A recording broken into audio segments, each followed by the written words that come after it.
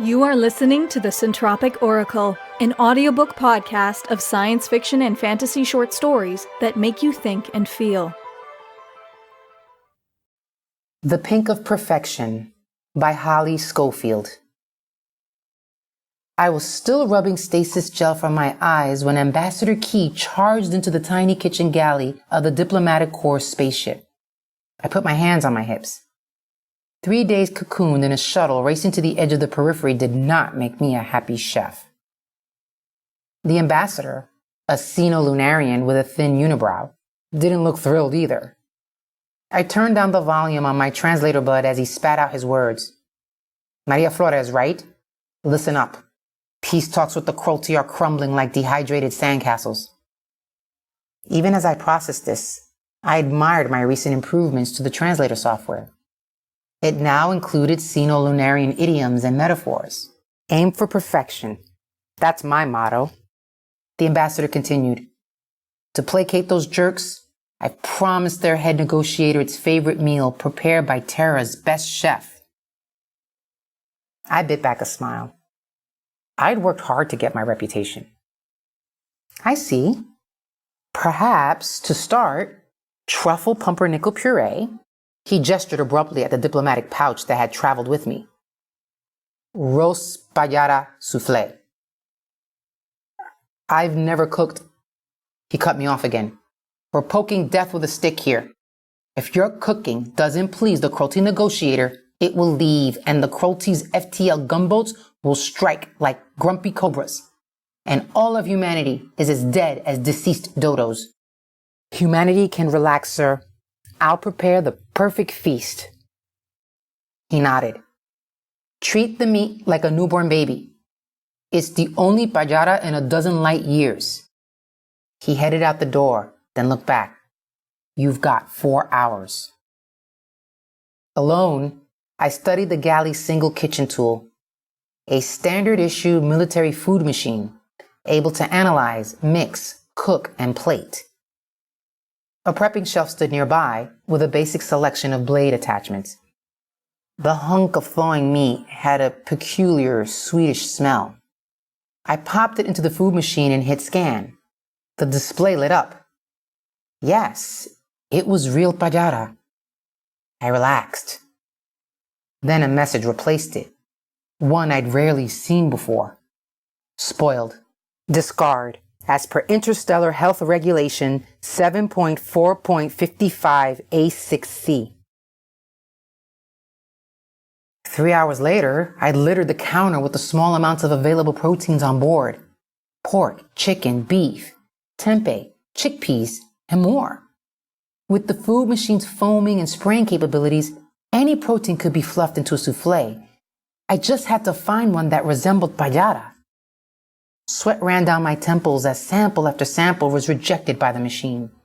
None of the proteins were even close to resembling the taste of the cruelty delicacy. The myoglobin percentage was especially deficient. I wasn't surprised. Payara was a little studied cruelty omnivore. I slumped against the counter. It was hopeless. Even if I managed to find an equivalent source, I wouldn't have nearly enough for soufflé. And with this ship's simple equipment, vat-grown proteins took days to cover a scaffold. 40 minutes to go. In desperation, I placed the tofu meant for the ambassador's dinner on the prepping shelf and selected a blade. It slashed downward, and I yelped as it sliced off the top of my left index finger. I threw the tofu in the compartment, grabbed the first aid kit, nerve blocked the finger, and applied Medifoam, while the machine did its analysis. No match. 35% similarity. 39 minutes. Mechanically, I returned the tofu. The ambassador would need a good meal. It might be his final one. My fingertip, a small pink circle, clung to the plate. On a whim, I stuck the scrap of my flesh into the machine and hit the button. 38 minutes. I did a spit take when it chirped. Match! 100% similarity. I slowly took off my apron, already regretting my need for perfection. With 37 minutes to go, I dropped my pants and heaved a butt cheek upon the prepping shelf. I liberally sprayed on nerve blocker. Now, which knife blade would make the perfect cut? I set the plate down in front of the Crolt. Several of its nose sacs wobbled as it sniffled my golden brown masterpiece. Its lips flapped as my translator bud growled. Wonderful! I have missed Payara. It looks as tasty as a picnic. I stepped back against the wall like a butler, keeping my bandaged rear out of view.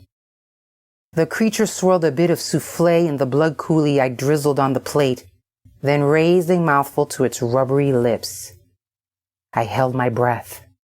I'd had a moment of panic in the galley when the machine had declared the finished souffle only 99.9998% similar to Payara, short on several rare glycoproteins. With a minute to go, I'd remembered some human biochemistry and carefully adjusted the deficiency by depositing my saliva on the crispy crust. Perfect! Just like my mom's mac and cheese, the Crolt declared, waving its spork. For a moment, I could ignore my fiercely aching buttock.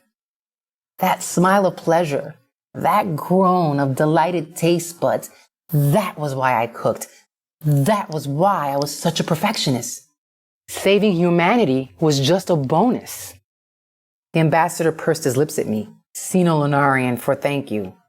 He turned to the Crolt. Perhaps you can stay a few more days and discuss some compromises? All right. The alien bobbed its bulbous nose in agreement. And tomorrow, perhaps some werigal soup, blended smooth, like mother's milk? I'm sure our chef can oblige. The ambassador raised his eyebrow at me. I nodded, resignedly. A perfectionist's job is never done. The Crolt took the next bite, this piece liberally garnished with my gelatinous loogie. It sighed with delight. Despite my burning butt cheek and wooziness from the extra strength pain meds I'd shoveled in, I kept perfect posture for the rest of the meal. I admit, though, I did crack a smile at the thought of my spit sliding down the Crolt's thick gullet. But don't judge me. Nobody's perfect.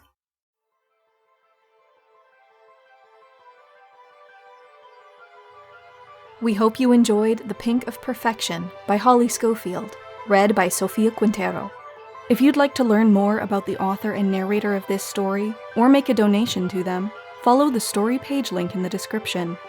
Pledge your support to us on Patreon for cool rewards and to help us bring you more stories. If you would like to submit a story for consideration or apply to be a narrator, a link to our submission guidelines is in the description.